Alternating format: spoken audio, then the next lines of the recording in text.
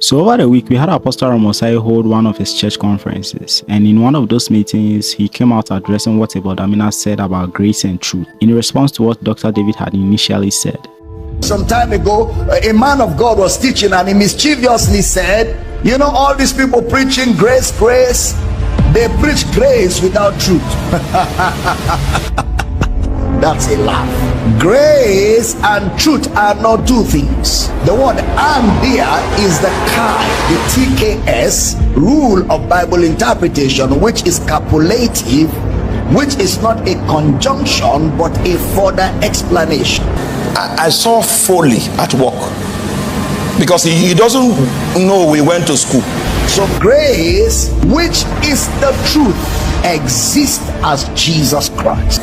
So a grace preacher, once upon a time in this nation, when one of our fathers came and balanced the whole argument of grace, that Jesus was contained, the content of Jesus was what? Grace and truth.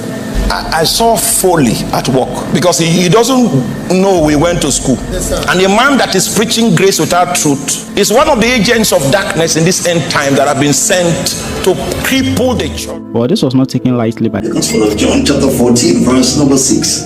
He now says to them, I am the way, the truth, and the life. Now if you get to the original Greek, what he was actually saying is, I am the way, that is the truth.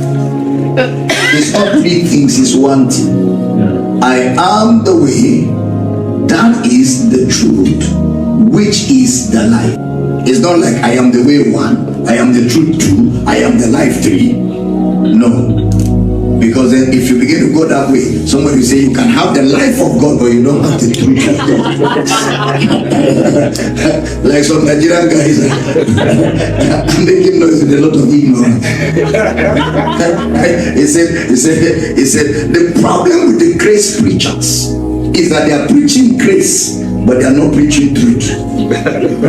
That's a problem, because grace and truth, but you can preach grace without truth. All you just need to do simply is to fact check that. Go to the Greek lexicon. It is grace, which is the truth. Grace is truth. You can't have grace without the truth. It's like saying you have Jesus without his legs. It's all one and the same. He is the way, that is the truth, which is the life. He is the embodiment of God's truth. He is the embodiment of God's life. He is the embodiment of God's revelation. Where there is revelation, he is the revelation of God.